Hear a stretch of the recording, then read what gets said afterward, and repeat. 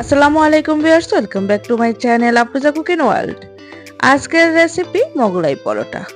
কিভাবে খুব সহজেই বাসায় তৈরি করবেন হোটেল স্টাইলে মোগলাই পরোটা, সেই রেসিপিটি আজকে শেয়ার করেছি। আশা করছি রেসিপিটি আপনাদের ভালো লাগবে। এখানে 2 কাপের মতো নিয়েছি ময়দা, হাফ চা চামচ দিয়েছি লবণ, 2 টেবিল চামচের মতো দিয়েছি সয়াবিন তেল। এখন ময়দার সাথে তেলটা ভালোভাবে মিশিয়ে নেব। মিশানো হয়ে গেলে এখন এখানে পানি দিয়ে একটা মসৃণ ডো তৈরি করে নেব। একবারে পানি না দিয়ে অল্প অল্প করে পানি দেব।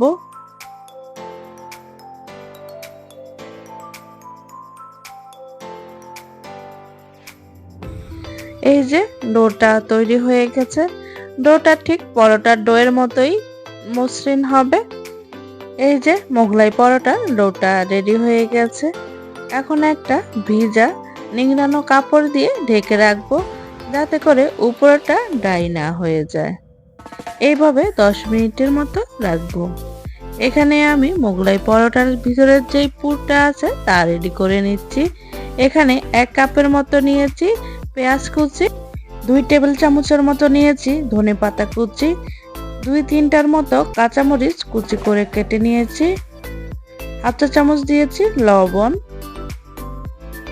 হাফ চা চামচ দিয়েছি চাট মশলা। চাট মশলার পরিবর্তে এখানে জিরা গুঁড়িও দেওয়া যাবে, আর জিরা গুঁড়ি যদি না থাকে ম্যাগি নুডলসের যে মশলাটা আছে ওইখান থেকে একটা প্যাকেট দিয়ে দিলেই হবে। তো সবগুলো উপকরণ একসাথে ভালোভাবে মেখে নিচ্ছি।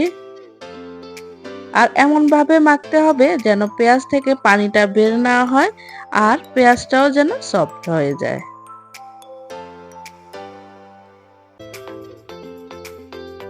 সবগুলো মাখা হয়ে গেছে। এখন এখানে ডিম দিয়ে দিচ্ছি।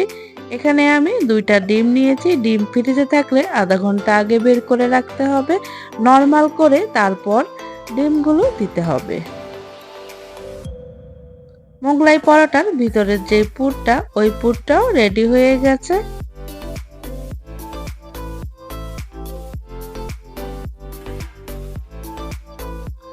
এখন খামিরটাকে আমি 3 ভাগে ভাগ করে নেব। একই সমান করে 3টা ভাগ করে নেব।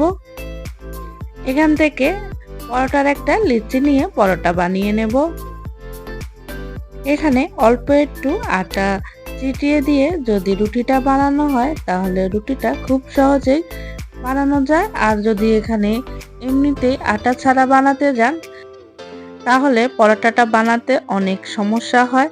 তাই বানানোর সময় চেষ্টা করবেন অল্প একটু ময়দা দিয়ে রুটিটা বানিয়ে নেওয়ার।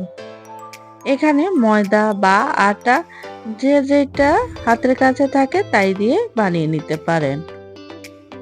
তো এখানে আমার একটা রুটি তৈরি হয়ে গেছে। রুটিটা ঠিক কতটা পাতলা করেছি তা আমি আপনাদেরকে দেখিয়ে দিচ্ছি।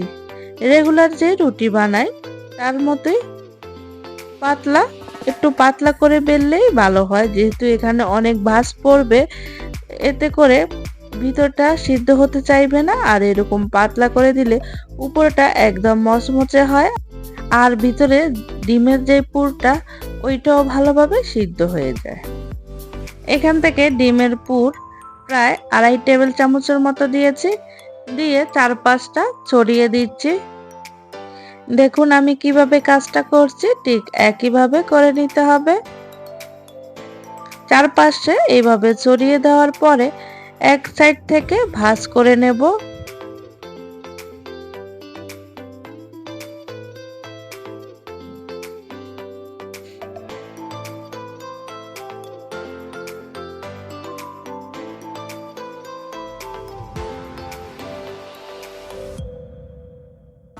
এক সাইড থেকে একটা ভাঁজ করে নেওয়া হয়েছে।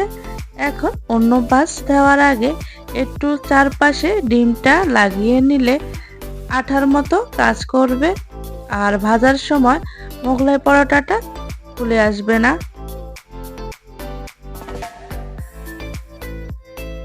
দেখুন আমি কিভাবে মুখটা বন্ধ করছি, ঠিক একইভাবে চেষ্টা করবেন কাজটা করার জন্য, তাহলে আপনাদের মোগলাই পরোটাও ঠিক এমনই পারফেক্ট হবে।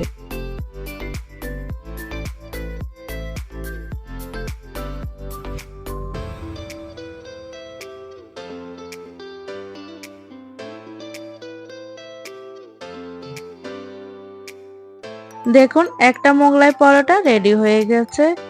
একইভাবে 3টা মোগলাই পরোটা রেডি করে নেব।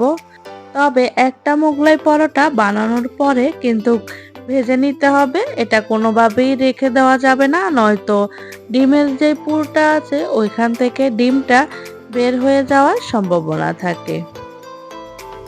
দেখুন এখন আমি কিন্তু মোগলাই পরোটা ভেজে নেব, ভাজার পরে আরেকটা বানিয়ে নেব।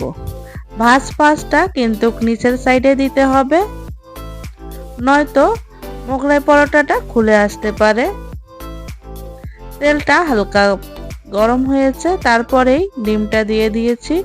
তেল যদি বেশি গরম থাকতো তাহলে কিন্তু মোগলাই পরোটাটা দেওয়ার সাথে সাথেই উপরেরটা কালার চলে আসতো, ভিতরে একদমই সিদ্ধ হতো না। তাই হালকা গরম অবস্থায় মোগলাই পরোটাটা দিয়ে দিয়েছি। এখন উপর থেকে একটু তেলটা দুলিয়ে দিচ্ছি।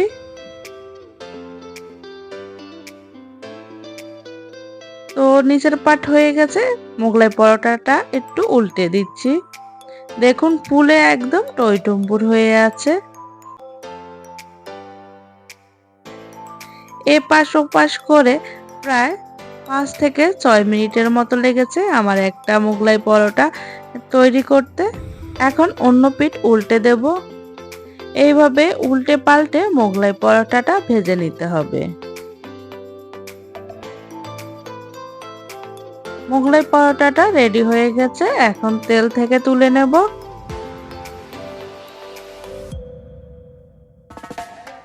দেখুন আপনাদের বোঝার সুবিধার্থে আমি আরেকটা মোগলাই পরোটা ভেজে নিচ্ছি।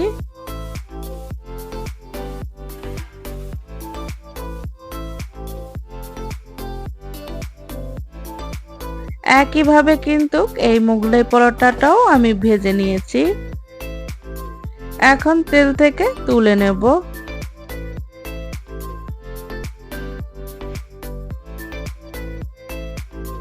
আপনাদেরকে কেটে দেখাচ্ছি ভিতরটা ঠিক কেমন হয়েছে।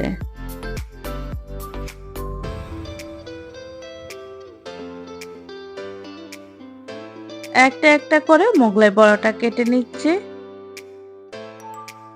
আশা করছি আমার এই রেসিপিটি আপনাদের ভালো লেগেছে। ভালো লাগলে প্লিজ আমার চ্যানেলটিকে সাবস্ক্রাইব করবেন আর একটা লাইক দিয়ে দেবেন। আমার রেসিপিটি আপনাদের কেমন লেগেছে আমাকে অবশ্যই কমেন্টে জানাবেন। এই মোগলাই পরোটাটা দেখতে যতটা সুন্দর, খেতে তো কিন্তু ততটাই মজার লেগেছে। উপরটা ক্রিস্পি আর ভিতরটা অনেকটাই সফট ছিল। প্রতিটা মোগলাই পরোটাই আমি কেটে নিয়েছি।